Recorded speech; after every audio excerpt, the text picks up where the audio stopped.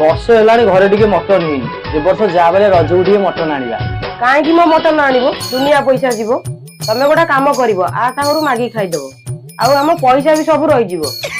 ମୁଁ ବି କୋଉ ଆଉ ରହିବି? ମୋ ପିଲାମାନଙ୍କୁ ନେଇକି ନୂଆ ବୋଉ ଘରକୁ ପଳେଇବି। ବୋଉ ବଢିଆ ମଜା ହବ ଆଉ। ଖାଲି ତ ଆମେ ଭଲ ମନ୍ଦ ଖାଇବା ଆଉ। ବୋଉ ମୁଁ ମାମୁଁ ଘରେ ବହୁତ ବହୁତ ଖାଇକି ମୋଟା ହେଇଯିବି। ଆଉ ଚାଲ ତାହେଲେ, ବସ୍ ଟାଇମ ହେଇଗଲାଣି।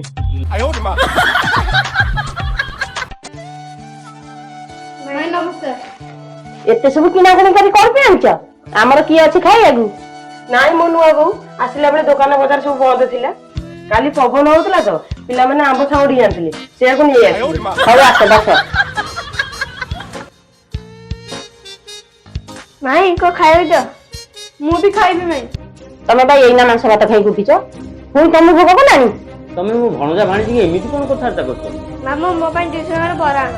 ମାମୁଁ ମୋ ପାଇଁ ମଟନ ବିରିୟାନୀ ଫୁଲ ଦିଟା ନେଇ ଆସିବ। ହଉ ମୁଁ ଆସିଲା ବେଳେ ନେଇ ଆସିବି। ତମେ ତମ ଭଉଣୀକି ବିଦା କରିବ, ନହେଲେ ମୁଁ ଏ ଘର ଛାଡିକି ପଳେଇବି। ଖାଲି ତ ଦିନ ରାତି ଖାଇବି ଖାଇବି ହଉଛନ୍ତି ଆଉ। କଣ କହିଲ ନୂଆ ବୋଉ?